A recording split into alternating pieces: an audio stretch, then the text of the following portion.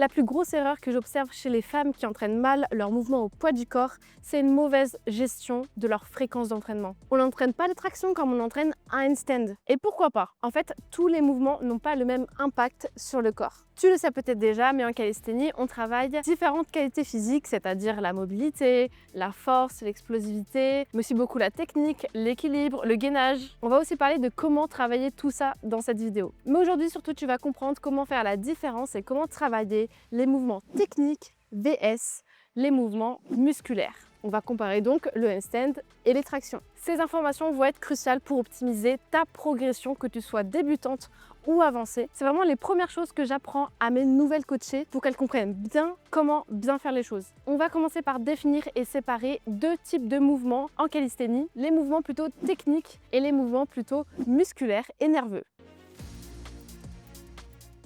Les mouvements techniques tels que le handstand, le elbow lever, sollicitent surtout le système nerveux central qui est chargé de la coordination et de l'équilibre et nécessitent peu de travail vraiment musculaire, c'est-à-dire qu'on va jamais chercher la vraie fatigue musculaire. Ok, les muscles travaillent quand même pour supporter le poids de ton corps, mais tu vas jamais chercher l'échec musculaire quand tu fais un handstand. Sur ce type de mouvement, ton cerveau, ton système nerveux travaille pour affiner les connexions neuromusculaires, c'est-à-dire les connexions cerveau-muscle, pour finir par automatiser les mouvements et contrôler parfaitement ton corps. En bref, sur les mouvements principalement techniques, on observe peu de fatigue nerveuse et de fatigue musculaire, car il y a peu de casse musculaire et le corps récupère plutôt vite, parfois même en quelques heures, donc c'est pour ça qu'on peut l'entraîner fréquemment et c'est même très encouragé. Tu peux donc entraîner le handstand par exemple 5 à 7 fois par semaine sous forme de petites séances de 5 à 15 minutes par exemple. La seule limite à ça, c'est faire attention aux articulations parce que les articulations prennent un peu plus de temps que les muscles à récupérer. Et si ces articulations comme le poignet pour le handstand sont mises sous tension à répétition, eh bien tu risques de sursolliciter ces derniers, surtout si tu vas sans progressivité, c'est-à-dire que du jour au lendemain tu te mets à faire du handstand tous les jours et sans renforcement musculaire au travers d'un bon échauffement et de quelques séries de répétitions pour renforcer justement ces articulations. Tu peux par exemple varier aussi les appuis en handstand, c'est-à-dire utiliser des parallettes qui sont un petit peu moins traumatisantes pour les poignets. Petite démonstration au sol, ton poignet complètement cassé comme ça, et sur parallèle, on observe un alignement de ton poignet avec ton avant-bras.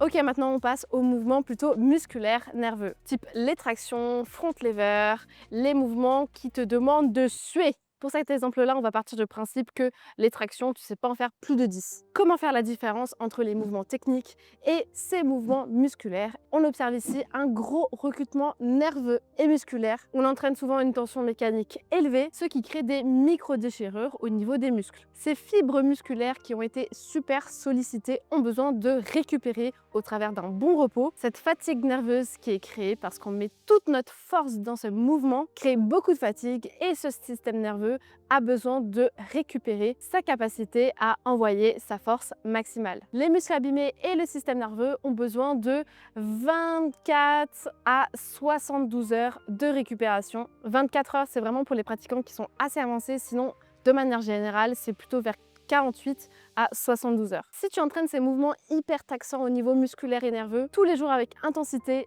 tu risques de stagner, voire de régresser. Donc c'est hyper important que tu prennes en compte ce temps de repos. Car encore pire, si tu te surentraînes par bonne volonté parce que tu vas avancer plus vite, parce que tu veux beaucoup progresser, tu risques même de te blesser. Donc c'est vraiment un travail contre-productif de travailler trop régulièrement ces mouvements. Tu peux donc t'organiser 2 à 3 fois par semaine maximum des entraînements qui recrutent certains groupes musculaires ou des figures qui sont assez difficiles comme le back lever, le front lever, la planche, en optimisant ton repos entre chaque. Pour résumer, les mouvements techniques sont comparables à apprendre un instrument de musique ou une langue.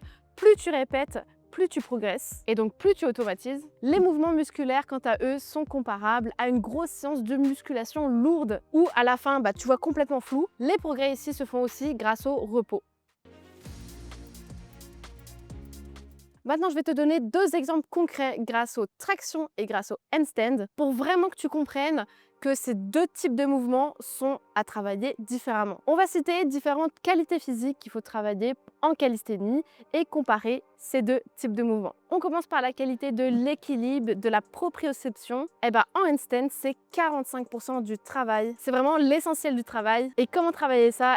Tout simplement en faisant beaucoup de handstand très fréquemment. C'est vraiment un travail technique pour que tu comprennes comment placer ton corps dans l'espace. Et rien de mieux que de faire le mouvement pour apprendre le mouvement. Par contre, les tractions, c'est vraiment 0% l'équilibre et la proprioception. Tu l'as compris, il n'y a aucun monde où tu perds l'équilibre sur les tractions. Les tractions vont-elles prendre la revanche sur la prochaine qualité physique qui est musculaire. Sur du handstand, on est seulement à 10% de travail musculaire parce que oui, tu dois supporter ton corps sur les bras, mais c'est totalement accessible. En soi, tous les muscles travaillent de la tête aux pieds sur du handstand, mais vraiment pas jusqu'à leur fatigue maximale. Par contre, sur les tractions, on est à 60% du travail. Et oui, tous les muscles du dos sont vraiment beaucoup sollicités, les dorsaux, les trapèzes, les rhomboïdes, ainsi que les biceps. Et là, il faut vraiment développer la force et l'endurance musculaire dans ces muscles-là pour te tracter et faire ta traction. Tu dois le ressentir, hein. Normalement, après ta série de tractions, tu lâches la barre, tu secoues les bras, t'en peux plus. Cet aspect musculaire se travaille au travers de séries de répétitions et grâce à une surcharge progressive. C'est-à-dire au fur et à mesure du temps, on va augmenter la tension mécanique sur ce mouvement. Soit en te délestant si tu t'assistes grâce à des élastiques, soit en augmentant par exemple le nombre de répétitions sur ta semaine. Et qu'en est-il de la mobilité?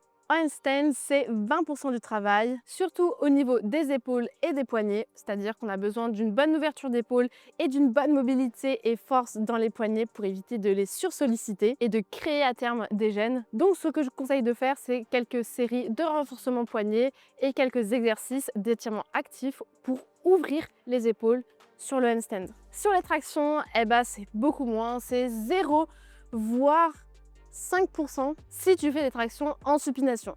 Exemple, j'ai tellement l'habitude de faire du front lever et des tractions en pronation que si je fais des tractions en supination comme ceci, ça va être beaucoup plus dur pour moi parce que j'ai perdu en fait cette mobilité qui me permet de faire des tractions ainsi. Pour la force / explosivité, sur le handstand, on est vraiment à 0%. Hein. C'est un mouvement isométrique qui n'a pas du tout besoin de vitesse. Tandis que les tractions, on est plutôt sur du 30%. On observe une grande sollicitation du système nerveux. Quand tu montes ta traction, tu as besoin d'explosivité, tu as besoin de vitesse. Et quand tu travailles cette explosivité, le mouvement paraît de plus en plus simple. On travaille cette explosivité pour les tractions au travers de séries courtes pour vraiment travailler cette intention de vitesse et cette explosivité pour monter ta traction. Enfin, on termine sur le gainage. Sur le handstand, on est à 25% pour compléter notre travail du handstand. Et oui, plus on gaine, plus on est stable, plus c'est facile de tenir en équilibre.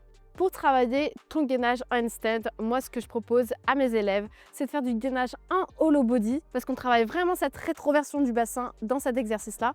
Attention, c'est un exercice intense, mais justement, c'est ça aussi qu'on va chercher parce que faire de la planche pendant 3 minutes, bon ça va au bout d'un moment quoi. Ceci dit, si t'es pas à 3 minutes de planche, je peux te conseiller de travailler ainsi et de vraiment prêter attention à la rétroversion du bassin qui est indispensable pour tenir un bon handstand. Et pour compléter notre travail des tractions, je dirais que le travail du gainage est à la hauteur de 10%, tout simplement pour éviter de fléchir nos hanches et d'amener nos jambes en avant lorsqu'on fait notre traction et maintenir une traction plutôt propre, plutôt bien gainée, un mouvement bien droit. Et pour ça, une fois que tu as un niveau un peu avancé, parce que c'est vraiment pas la priorité du travail des tractions au début, tu peux intentionnellement essayer d'amener tes jambes en arrière et ça va peut-être rééquilibrer et te placer parfaitement droite. J'espère qu'avec ces deux exemples, tu as bien compris comment différencier les mouvements techniques comme le handstand et les mouvements musculaires et nerveux comme les tractions. Tu peux faire le parallèle avec plusieurs exercices. Hein. On a mentionné tout à l'heure les dips, les pompes pour les mouvements musculaires